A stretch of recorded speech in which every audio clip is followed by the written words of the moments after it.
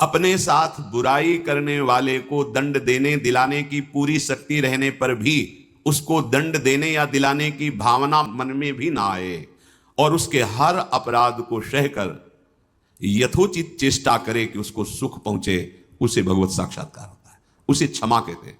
श्रीपाद प्रबोधानंद जी ने भी कहा नीचापमानम शुद्धा। नीच शब्द इसलिए कि आप उससे महान हैं, आप उस पर शासन कर सकते हैं, आप उसको दंड दे सकते हैं, पर उसके द्वारा किए हुए अपमान को सह गए।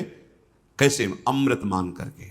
अमृत नीचा अपमान, जब कोई गाली दे, निंदा करे, अपमान करे, तब ये बात आवे भगवान इसका मंगल करे। ये भक्त हृदय होता है। अनुकूलता में तो सबको आशीर्वाद देने के लिए तैयार हो जाएगा, प्रतिकूल परिस्थिति में भगवत भाव युक्त हृदय होकर कोई अमंगल सोच भी उसके लिए न करना, ये होता है क्षमा।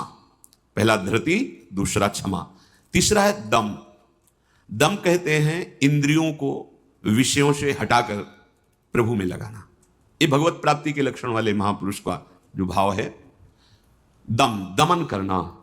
हमारी इंद्रियां बहिर्मुख होकर भोग भोगना चाहती हैं, इनका स्वभाव बन गया है। दुर्वासना मम सदा परिकर्षयन्ति कर लिए। इंद्रियां इतनी प्रबल हो रही कि मंथन करने वाली प्रमथन स्वभाव वाली मन को अधीन कर लिया है। मन इतना प्रमथन स्वभाव वाला बुद्धि को अधीन कर लिया। अब बुद्धि विषय में सुख मान करके सब छूट दिए हैं, तो इंद्रियां मन विषयों में विचरण कर रहे हैं। जो भगवत प्राप्ति करने की लालसा वाला उपासक है, वो दम रूपी सद्गुण से युक्त होता है। दम अर्थात दमन करना, इंद्रियों का दमन करना थोड़ा कठिन है। कामा संजायते क्रोधा, क्रोधा स्मृति विभ्रमा। जब हमारी कामना बन जाती है कि ये मैं भोग भोगूं और उसमें बाधा पड़ती तो क्रोध आ जाता है। बस ये कामना संकल्प न बनने पावे तो बहुत जल्दी निवृत्त हो जाएंगे। संकल्प बनने का समय हम देते हैं। जब कोई भी इंद्रिय का विषय आकर्षित होता है तो मन उसको विस्तार से सुख का, भोगा हुआ सुख या सुना हुआ या दृश्य में आया हुआ भोगने की लालसा, और आप अपने भगवत विस्मरण कर दिए और उसमें तन्मय हुए, संकल्प बना, गड़बड़ हो गया। अब परमार्थ से भ्रष्ट कर देगा, आज नहीं तो कल। क्रिया बने ना बने, भ्रष्ट कर देगा। संकल्प ही न बनने पाए। संकल्प बनने की छूट कब देते हैं? जिस समय हम ये भूल जाते हैं कि हमारा लक्ष्य भगवत प्राप्ति है।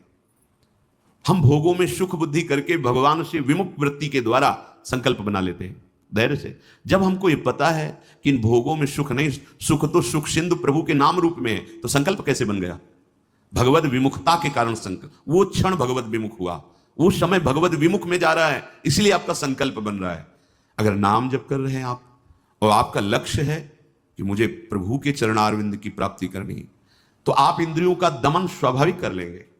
बहुत सरलता सहजता से इंद्रियों का दमन हो जाता है। हमारी स्वीकृति ठीक नहीं है, इसलिए जैसे एक दिन एकांतिक में चर्चा हुई थी, आप वैष्णव हैं, आप भगवत दासत्व के चिन्हों से युक्त हैं, आप भगवत प्राप्ति का मार्ग स्वीकार किए, चाहे गृहस्थ हो चाहे विरक्त।